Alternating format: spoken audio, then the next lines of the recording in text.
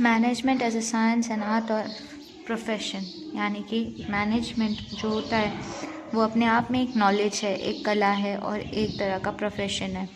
Management is a science, management एक science है यानी एक नॉलेज है। Science means systematic and specialised knowledge. Science is a subject where rules and principles are derived and cause and effect relationships in established. Science एक तरह की जानकारी होती है जो किसी सब्जेक्ट के ऊपर अच्छे से डिटेल में पता होना, और इसी को ही साइंस कहते हैं। इसके बेसिक रूल्स यही हैं कि वो हर चीज़ के रिलेशनशिप्स को समझ के चले। Management too has a characteristics of science such as systematised body of knowledge, universities, cause and effect relationship based on collection of facts, analysis and experiments, verifiability of the principles, etc. Like science, management has its own specific principles. Through these principles, coordinations of human resources, machines, capital method, etc. is done. Thus, management is a science according to Dr. George Terry. Science teaches one to know. Management का basic की feature ही science है।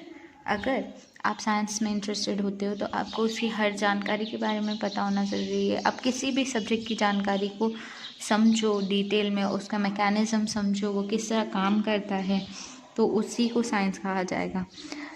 Management के अंदर हर चीज़ का ध्यान रखना है और हर चीज़ को साथ सही तालमेल के साथ रखना है। फॉर एग्ज़ाम्पल, इंसान की मेहनत, पैसा, मशीन्स और किस तरीके से काम किया जा रहा है वो मेथड, इस सभी चीज़ों के तालमेल को, बैलेंस को ही मैनेजमेंट ऑफ साइंस कहा जाता है। जॉर्ज टेरी के अकॉर्डिंगली साइंस हमें नई चीज़ों को जानने की ताकत और एक इंस्पिरेशन देता है। Management is an art, management एक कला है। Art means employment of skills and expertise. Art यानी कला का मतलब यहाँ पर है लोगों की क्षमता और लोगों की उसमें हुनर और उसकी जानकारी ऑफ एन इंडिविजुअल, किसी भी व्यक्ति की। But to implement the skill one should have also theoretically knowledge. एक इंसान को उस कला के बारे में सिर्फ एक्शन यानी प्रैक्टिकल नॉलेज ही नहीं बल्कि थियोरेटिकल नॉलेज भी होना ज़रूरी है। During the practical application of management rules and principles, personal skills and insight and cleverness play an important role. किसी भी तरह की प्रैक्टिकल नॉलेज को या मैनेजमेंट को निभाने के लिए आपके पास हर चीज़ के रूल्स और रेगुलेशंस होने चाहिए, अपने आप में कोई हुनर होना चाहिए, किसी चीज़ को समझने की ताकत और दूर की दृष्टि होना ज़रूरी है और तेज़ दिमाग होना ज़रूरी है। Only theoretical knowledge is not sufficient. सिर्फ और सिर्फ थियोरेटिकल नॉलेज ही पूरी नहीं, मतलब आपको कंटेंटेड नहीं कर सकती, फुलफिल नहीं कर सकती। For the implementation of the knowledge technical art is necessary too. किसी भी तरह की नॉलेज को वर्किंग में लाने के लिए आपको टेक्निकली भी जानकारी होनी चाहिए कि कोई काम किस तरह से आप कर सकते हो।